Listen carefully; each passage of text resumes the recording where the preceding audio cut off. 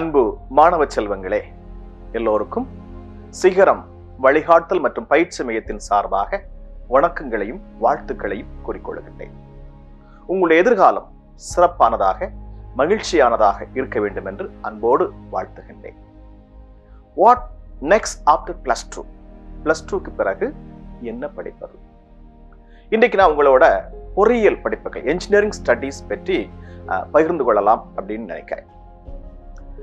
உங்களுக்கு ஒரு அன்பான வேண்டுகோள், இந்த வீடியோவை முழுசா பாருங்க, லைக் பண்ணுங்க, உங்க ஃபீட்பேக்கை கொடுங்க, நண்பர்களோட ஷேர் பண்ணுங்க. இந்த சேனலையும் நீங்க சப்ஸ்கிரைப் பண்ணுங்க. பொறியியல் படிப்புகள், முதல்ல பொறியியல்னா என்ன? It's application of science. இன்னைக்கு சயின்ஸ்ல நம்ம நிறைய விஷயங்களை கண்டுபிடிக்கிறோம். அதை மனிதகுல வளர்ச்சிக்காக பயன்படுத்துவதுதான் பொறியியல். சோ பொறியியல் தொழில்நுட்பம் வளர்கிற பொழுதுதான் ஒரு சமூகம் வளர்கிறது. இந்த உலகம் இன்றைக்கு இவ்வளவு வேகமாக வளர்ந்திருக்கிறது அப்படின்னு பார்த்தோம் அப்படின்னு சொன்னா அதுக்கு அடிப்படை காரணம் பொறியியலும் தொழில்நுட்பமும். எனவே பொறியியலும் தொழில்நுட்பமும் மிக சிறந்த படிப்பு. பொறியியலும் தொழில்நுட்பமும் வளர்கிற பொழுதுதான் நாமும் வளர முடியும். இந்த உலகத்தினுடைய வளர்ச்சியில மிக முக்கியமான பங்கு வகிக்கின்றவர்கள் பொறியியலார், தொழில்நுட்ப வல்லுநர்கள். அதனால நீங்க என்ஜினியரிங் படிக்கணும், என்ஜினியரிங் டெக்னாலஜி படிக்கணும் அப்படின்னு நினைக்கிறீங்கன்னா நான் உங்களை முதல்ல பாராட்டுறேன்.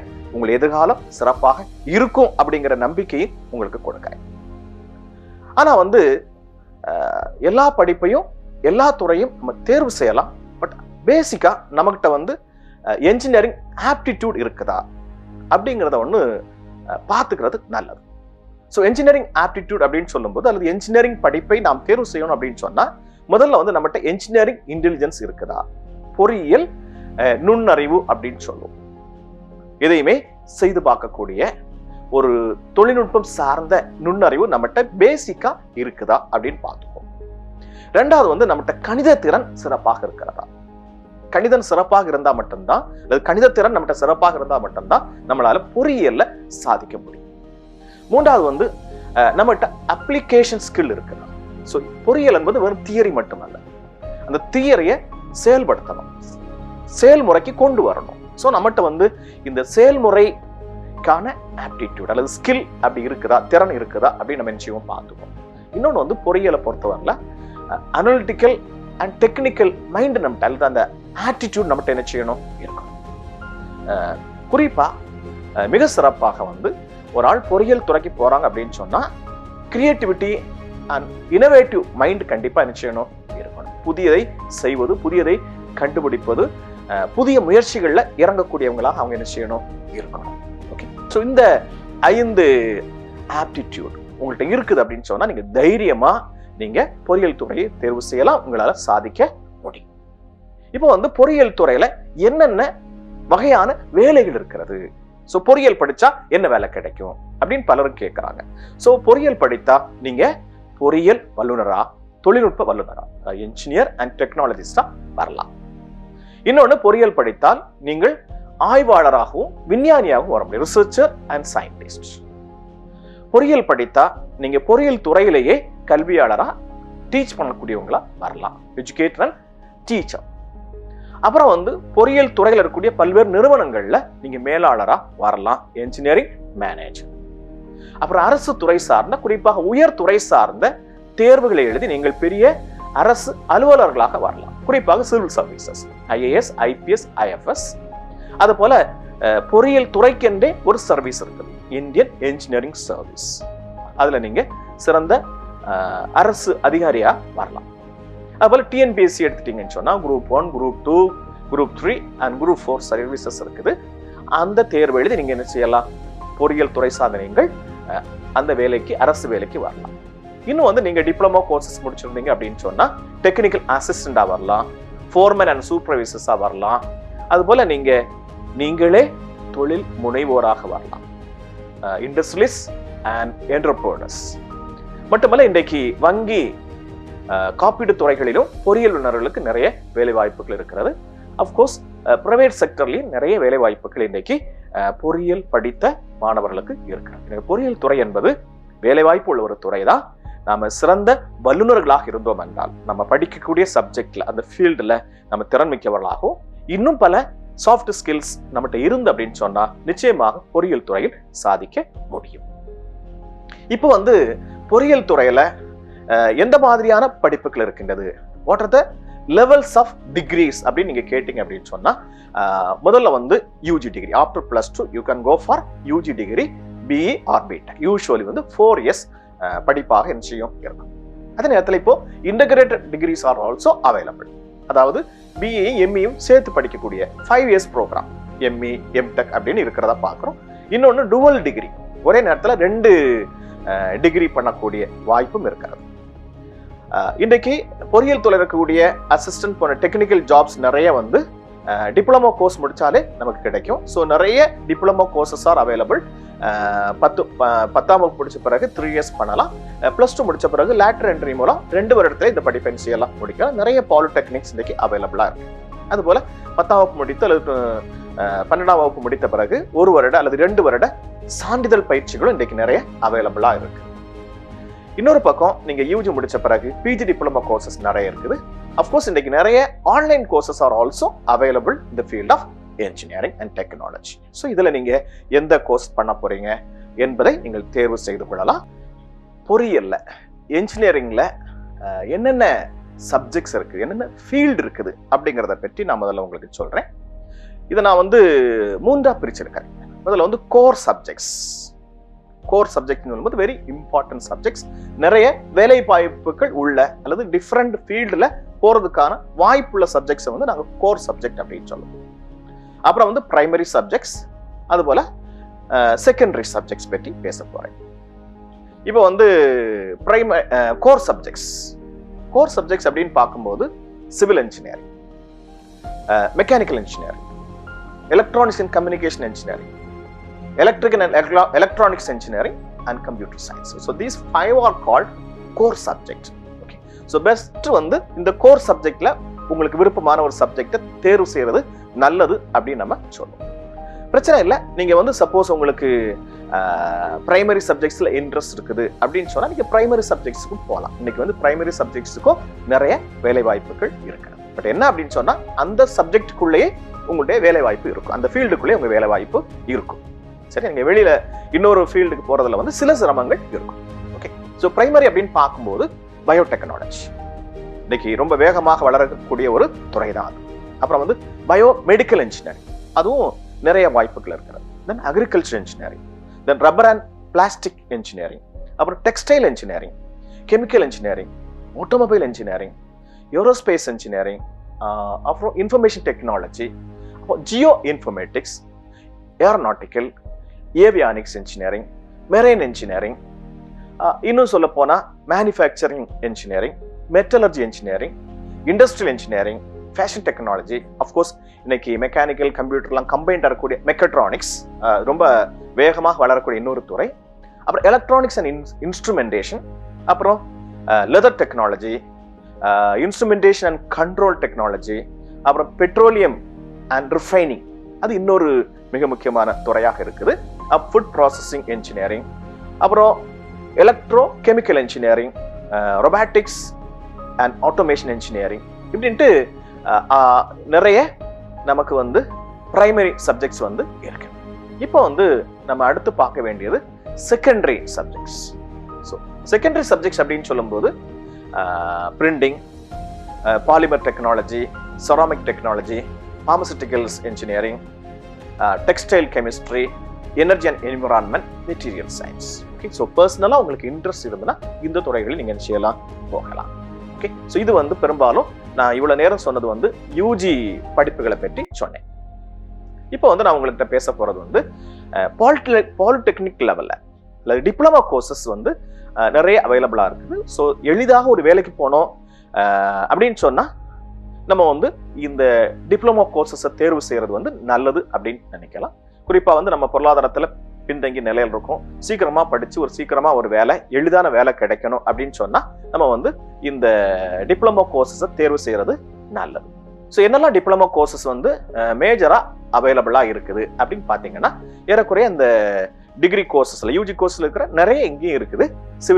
Civil engineering, mechanical engineering, electrical engineering, electronics engineering, then electrical and electronics engineering, electronics and communication, electronics and telecommunication, computer engineering, information technology, chemical, production, automobile, textile, அப்புறம் refrigerators and air conditioning, vessel navigator, marine fitter, plastic technology, DTP, paint technology, dairy technology, leather technology, printing technology, architectural assistant அப்படின்னு சொல்லுவாங்க, interior design, aircraft maintenance, avionics, agriculture அப்படின்ட்டு இதுல நிறைய இருக்கு. இன்னும் சில படிப்புகள் இந்த துறையில் இருக்கிறத செய்றேன் பார்க்க. இப்போ எங்க படிக்கிறது? நிறைய வகையான கல்வி நிறுவனங்கள் பொறியியல் படிப்புகளாக இருக்கு. முதல்ல நான் யூஜி படிக்கிறதுக்கு எந்த மாதிரி நிறுவனங்கள், இந்தியாவில் புகழ்பெற்ற நிறுவனங்கள் என்னெல்லாம் அப்படின்னு பார்க்கும்போது இத இப்படி நம்ம பட்டியல் போடலாம். ஓகே, ஒன்று ஐஐடிஸ், ரெண்டாவது என்ஐடிஸ், மூணாவது ட்ரிபிள் ஐடிஸ், நாலாவது centrally funded technical institute, CFTI அப்படின்னு சொல்லுவோம். அப்புறம் சில ஸ்பெஷல் இன்ஸ்டிடியூட்ஸ் இருக்குது. உதாரணம் ஸ்பேஸ் சயின்ஸுக்காக IIST, Indian institute of space science and technology. அப்புறம் மெரைன் படிப்புகளுக்காக ஐஎம்யூ, இந்தியன் மேரிடைம் யூனிவர்சிட்டி. அப்புறம் இன்னும் Birla institute of science and technology, it's private institute but very highly equipped institute அப்படின்னு நம்ம செய்யலாம் சொல்லலாம். ஓகே, இது சென்ட்ரல் கவர்மெண்ட் இன்ஸ்டிடியூட்ஸ். அஃப்கோர்ஸ் இன்னும் சென்ட்ரல் யூனிவர்சிட்டிஸ்லயும் இன்ஜினியரிங் கோர்சஸா அவைலபிள். அப்புறம் நம்ம தமிழ்நாடு எங்கிற பார்த்தோம்னு சொன்னா அண்ணா யூனிவர்சிட்டி கேம்பஸஸ், அப்புறம் கவர்மெண்ட் இன்ஜினியரிங் காலேஜஸ், அதுபோல இன்றைக்கு நிறைய private engineering colleges are there, அதுபோல private universities are also there. So இதுல நம்ம எது போறோம் அப்படின்னு அடிப்படையில் நம்ம என்ன செய்யணும், சூஸ் பண்ணிக்கணும். குறிப்பாக சென்ட்ரல் கவர்மெண்ட் இன்ஸ்டிடியூட்ஸ் எல்லாமே நுழைவுத் தேர்வு, என்ட்ரன்ஸ் எக்ஸாம்ஸ் இருக்கும். பட் அண்ணா யூனிவர்சிட்டி அது +2 மார்க் அடிப்படையில் நம்ம கவுன்சிலிங்ல நம்ம சப்ஜெக்ட் என்ன செய்யலாம், தேர்வு சேர்க்கலாம். ஓகே, இப்போ நான் சில இன்ஸ்டிடியூட்ஸை பற்றி கொஞ்சம் உங்களுக்கு விளக்கி சொல்றேன். குறிப்பா ஐஐடிஸ். ஓகே, இந்தியாவினுடைய பொறியியல் மற்றும் தொழில்நுட்பம் சார்ந்த படிப்புகளுக்கான மிக முக்கியமான நிறுவனமாக, ஒரு சிறந்த நிறுவனமாக கருதப்படுவது இந்த IITs. There are 23 IITs are there. So அவங்க அது top level world class institutes அப்படின்னு சொல்லுவோம். அங்க பொறியியலை படிக்கிறவர்களுக்கு எளிதாக வேலை கிடைக்குது, சிறந்த வேலை கிடைக்குது, அவங்களால நிறைய கான்ட்ரிபியூட் பண்ண முடியுது. ஓகே, ஸோ அவங்க வழக்கமா நுழைவுத் தேர்வு இருக்கிறது, ஜெய் மெயின் அண்ட் அட்வான்ஸ் நுழைவுத் தேர்வு எழுதி தான் அவங்க போக முடியும். அப்புறம் பாத்தீங்கன்னா national institute of technology. So ஐஐடிஸுக்கு ஈக்குவலா அதே நேரத்தில் ஒவ்வொரு ஸ்டேட் வைஸா அந்த நிறுவனங்கள் இருக்கிறது. இங்கே நிறைய சிறந்த தொழில்நுட்ப படிப்புகள் கற்றுக் கொடுக்குறாங்க, மட்டுமல்ல அவர்களுக்கு சிறந்த வேலை வாய்ப்புகளும் இருக்கிறது. ஸோ அதுல போனோம் அப்படின்னு சொன்னா ஜெய் மெயின் அப்படிங்கிற நுழைவுத் தேர்வு எழுதணும். ஓகே, அப்புறம் Indian institute of information technology, குறிப்பாக ஐடிக்காகவும் கம்ப்யூட்டருக்காகவும் இந்த தகவல் தொழில்நுட்ப படிப்புகளை மிக சிறப்பாக வழங்குவதற்காக இந்த நிறுவனங்கள் இருக்குது. 23 நிறுவனங்கள் இருக்குது. ஸோ இதுக்கும் போகணும் அப்படின்னு சொன்னா நம்ம ஜெய் மெயின் என்கிற நுழைவுத் தேர்வை எழுதணும். அப்புறம் நிறைய ஸ்டூடெண்ட்ஸுக்கு ஸ்பேஸ் சயின்ஸ்ல ரொம்ப இன்ட்ரெஸ்ட் இருக்குது. அஸ்ட்ரோனாட் ஆகணும், ஸ்பேஸ் சயின்டிஸ்ட் ஆகணும், ராக்கெட் சயின்டிஸ்ட் ஆகணும். ஸோ இந்த மாதிரி நிறைய இன்ட்ரெஸ்ட் நம்முடைய ஸ்டூடெண்ட்ஸ்ட இருக்குது. ஸோ அதுக்குன்னே ஒரு ஸ்பெஷல் இன்ஸ்டிடியூட்ஸ் இருக்கு. அதுதான் Indian institute of space science and technology, Thiruvananthapuram. So அங்க பாத்தீங்கன்னா 3 வகையான படிப்புகள் அங்க வழங்குறாங்க. பிடெக் எலக்ட்ரானிக்ஸ் அண்ட் கம்யூனிகேஷன்ஸ் அல்லது ஏவியானிக்ஸ் அப்படின்னு சொல்லுவோம். அப்புறம் பிடெக் ஏரோஸ்பேஸ் டெக்னாலஜி அல்லது ஏரோஸ்பேஸ் இன்ஜினியரிங். அப்புறம் dual degrees there, BTech master of science அல்லது டுவல் டிகிரி அப்படின்னு சொல்லுவோம். அஃப்கோர்ஸ் அவங்க இங்க நுழையணும் அப்படின்னு சொன்னா ஜெய் மெயின் அண்ட் அட்வான்ஸ் வழியாகத்தான் நுழைய முடியும். அப்புறம் மெரைன் எடுத்துட்டீங்கன்னு சொன்னா அதுக்குன்னு நான் ஏற்கனவே சொன்னேன், Indian maritime university. Okay, so Chennai is a head place. அப்புறம் மும்பை, நவி மும்பை, கொல்கத்தா, விசாகப்பட்டினம், கொச்சி ஆகிய இடங்கள்ல இந்த கேம்பஸஸ் இருக்குது. ஸோ அங்க பாத்தீங்கன்னா ஒரு 5 மிக முக்கியமான படிப்புகள் அங்க வழங்குறாங்க. BTech marine engineering, BTech naval architecture and ocean engineering, அப்புறம் BSc nautical science, then BSc ship building and repair, of course BBA logistics retailing and commerce அப்படிங்கிற ஒரு படிப்பு அங்க வழங்கப்படுகிறது. இதற்கும் தனியாக ஒரு நுழைவுத் தேர்வு இருக்கிறது. அந்த நுழைவுத் தேர்வை நம்ம எழுதணும், ஐஎம்யூ செட் அப்படின்னு சொல்லுவோம். ஓகே, அடுத்து வந்து இன்னொரு முக்கியமான நிறுவனம், குறிப்பாக அங்க வந்து diploma courses are also available. CIFNET அப்படின்னு சொல்லுவாங்க, central institutes of fisheries nautical and engineering studies அப்படின்னு சொல்லுவோம். அங்க பாத்தீங்கன்னா பிஎஃப்எஸ்சி, அது bachelor of fisheries nautical science அப்படிங்கிற 4 இயர்ஸ் டிகிரின்னு செய்யறாங்க, வழங்குறாங்க. அப்புறம் வந்து 2 டிப்ளமோ கோர்சஸ் வழங்குறாங்க, வெஷல் நேவிகேட்டர் அப்புறம் மெரைன் ஃபிட்டர். இந்த டிப்ளமோ கோர்சஸை பொறுத்தவரையில் வித் ஸ்டைஃபன் அவங்க படிக்கிறதுக்கான வாய்ப்பு இருக்கிறது. சரியா, 10th முடிச்சுட்டும் போகலாம், 12th முடிச்சுட்டும் போகலாம். அவங்களுக்கு வந்து வித் ஸ்டைஃபன் படிக்கிறதுக்கான வாய்ப்பு மட்டுமல்ல, உடனடியாக வேலை வாய்ப்பும் கிடைக்கிறதுக்கான வாய்ப்பு இருக்கிறது. ஸோ அதனால இது ஒரு நல்ல நிறுவனம் அப்படின்னு நான் சொல்ல விரும்புறேன். அப்புறம் வந்து சிப்பட் அப்படின்னு ஒரு நிறுவனம் இருக்குது, இன்ஸ்டிடியூட் ஆஃப் பிளாஸ்டிக் டெக்னாலஜி. இங்கேயும் பார்த்தீங்கன்னா யூஜி டிகிரியும் வழங்குறாங்க, டிப்ளமோ கோர்சஸும் இருக்குது. டிப்ளமோ கோர்ஸ் 10th தான் பேசிக் குவாலிஃபிகேஷன், 12th முடிச்சவங்களும் என்சிஎல்லாம் ஜாயின் பண்ணிக்கலாம். So BTech plastic technology, B manufacturing, இது வந்து அண்ணா யூனிவர்சிட்டி கவுன்சிலிங்ல இது வந்துடும். மற்றபடி diploma in plastic technology and diploma in plastic mould technology, so இது ரெண்டுக்கும் வந்து தனியாக சிப்பட் ஜேஇ அப்படிங்கிற நுழைவுத் தேர்வு வழியா என்ன செய்யறாங்க, மாணவர்களை தேர்வு செய்யறாங்க. ஓகே, இது வேலை வாய்ப்பு உள்ள மிக முக்கியமான துறை. இதுக்கு முன்னாடி சொன்ன சிப்நெட்டும் அப்படித்தான், இந்த சிப்பட்டும் அப்படித்தான், எளிதாக வேலை வாய்ப்பு போறதுக்கான நிறுவனங்களாக நான் செய்றேன் பார்க்கிறேன். இப்போ வந்து எந்த கல்லூரியில போய் படிக்கலாம் அந்த கேள்வி உங்கள்கிட்ட இருக்கும். ஸோ அதுக்கு நான் ஒரு சின்ன சஜஷன் சொல்றேன். ஸோ நீங்க வந்து என்ஜினியரிங் காலேஜஸ், அது ஐஐடிஸா இருக்கலாம், என்ஐடிஸா இருக்கலாம், ட்ரிபிள் ஐடிஸா இருக்கலாம், அது போல நம்ம அண்ணா யூனிவர்சிட்டி கீழே இருக்கக்கூடிய கேம்பஸஸா இருக்கலாம், பிரைவேட் காலேஜஸா இருக்கலாம், செல்ஃப் ஃபைனான்ஸ் காலேஜஸா இருக்கலாம், யூனிவர்சிட்டிஸா இருக்கலாம். ஸோ யாராவது சொல்றதை வச்சுட்டு மட்டும் நம்ம என்ன செய்ய வேண்டாம், தேர்வு செய்ய வேண்டாம். நீங்களே அந்த காலேஜை பற்றி, அந்த யூனிவர்சிட்டியை பற்றி அல்லது அந்த இன்ஸ்டியூட்டை பற்றி என்ன செய்யுங்க, ஒரு சின்ன ஸ்டடி பண்ணுங்க. ஒன்று வந்து மிக முக்கியமாக ஒரு நிறுவனம் சிறந்த கல்வியை கொடுக்கணும் அப்படின்னா ஃபேக்கல்டி அண்ட் ஸ்டாஃப் அவங்க குவாலிஃபைடா இருக்கணும்.